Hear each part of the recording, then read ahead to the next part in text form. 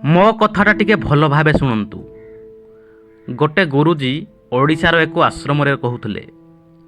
ସଭାରେ ବସିଥିବା ଲୋକ ସମ୍ପୂର୍ଣ୍ଣ ନୀରବ ଥିଲେ। ସେ ହସିକି କହିଲେ, ଗରିବ କିଏ ଜାଣନ୍ତି? ଯାହା ପାଖରେ ଦରକାରୀ କାମ ପାଇଁ ହଜାରଟା ଛଳନା ଅଛି, କିନ୍ତୁ ଅଦରକାରୀ କାମ ପାଇଁ ଘଣ୍ଟା ଘଣ୍ଟା ସମୟ ଅଛି। ସେଇମାନେ ହେଉଛନ୍ତି ଗରିବ। ମଣିଷ 60 ବର୍ଷ କଷ୍ଟେ ମଷ୍ଟେ ବଞ୍ଚିଯାଏ, କିନ୍ତୁ ଅଧିକାଂଶ ସମୟ ସେ ଅସଚେତନ ଭାବରେ ବଞ୍ଚେ। ଦିନ କଟୁଛି, କିନ୍ତୁ ସେ ନିଜକୁ ପଚାରୁନାହିଁ, ମୁଁ କ'ଣ କରୁଛି, ମୋ ସମୟ କେଉଁଠି ଯାଉଛି। କେବେ କେବେ ତ ଆମେ ହୋସରେ ଆସନ୍ତି। ସେହି ସମୟରେ ନିଜକୁ ଗୋଟେ ପ୍ରଶ୍ନ କରନ୍ତୁ, ମୁଁ ଏବେ ଯେଉଁ କାମ କରୁଛି ସେହି କାମଟା ସତରେ ଦରକାରୀ କି? ସଭାରେ ବସିଥିବା ଜଣେ ଯୁବକ ପଚାରିଲେ, ସାର୍, ଡିସିପ୍ଲିନ୍ କେମିତି ଆସିବ?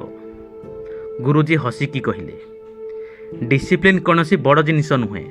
ଯେଉଁ କାମରେ ଜୀବନର କିଛି ଭଲ ହେବ ନାହିଁ ସେଠାରେ ସମୟ କମ୍ ଦେବା, ଆଉ ଯେଉଁ କାମର ଆପଣଙ୍କ ଜୀବନକୁ ଆଗକୁ ନେବ ସେଠାରେ ଅଧିକ ସମୟ ଦେବା ଦରକାର। ସକାଳେ ଯୋଗ କରିବା ଭଲ, ବ୍ୟାୟାମ କରିବା ବି ଭଲ, ଏହା ସମସ୍ତେ ଜାଣନ୍ତି, କିନ୍ତୁ ଲୋକେ କହନ୍ତି ସମୟ ନାହିଁ। କିନ୍ତୁ ସେଇ ଲୋକ ଅଧା ଘଣ୍ଟା ଧରି ମୋବାଇଲରେ ଭିଡ଼ିଓ ଦେଖିପାରେ। ଚା' 2 ମିନିଟରେ ପିଇ ହେବ, କିନ୍ତୁ ସେ ତା ପାଇଁ 20 ମିନିଟ୍ ଖର୍ଚ୍ଚ କରେ। ସମସ୍ୟା ସମୟରେ ନୁହେଁ, ପ୍ରାଥମିକତାରେ। ଧରନ୍ତୁ ଭାଷଣ ସନ୍ଧ୍ୟା 6ଟାରେ ଶେଷ ହେବ। ଯଦି ମୁଁ କହିଦିଏ ଆଉ 2 ଘଣ୍ଟା ରୁହନ୍ତୁ, ଏଠାରେ ଜୀବନ ବଦଳାଇ ଦେବା ଭଳି କାମ ହେବ।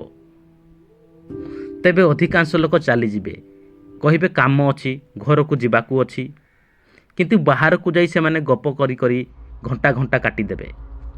ସେମାନେ କୌଣସି ବଡ଼ କମ୍ପାନୀ ଡାକୁନାହାନ୍ତି କି କୌଣସି ମନ୍ତ୍ରୀଙ୍କ ସହିତ ମିଟିଂ ନାହିଁ। ତଥାପି ଲୋକମାନଙ୍କର ଦରକାରୀ କାମ କହି ସମୟ ନାହିଁ। ଯେଉଁ ମଣିଷ ନିଜ ସମୟକୁ ସମ୍ମାନ କରେ ନାହିଁ, ସେଇ ଜୀବନରେ ଆଗକୁ ବଢ଼ିପାରିବ ନାହିଁ।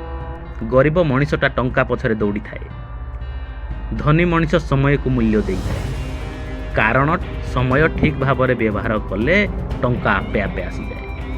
ଆପଣଙ୍କ ପାଖରେ ବହୁତ ଟ୍ୟାଲେଣ୍ଟ ଥାଇପାରେ, କିନ୍ତୁ ଯଦି ଡିସିପ୍ଲିନ୍ ନାହିଁ ତେବେ ଶେଷରେ ହାରିବେ।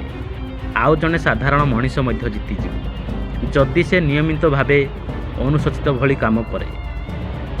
ଜ୍ଞାନ ସମସ୍ତଙ୍କ ପାଖରେ ଅଛି, କିନ୍ତୁ ସେହି ଜ୍ଞାନକୁ ଜୀବନରେ ଲାଗୁ କରିବାର ସାହସ ସମସ୍ତଙ୍କ ପାଖରେ ନଥାଏ।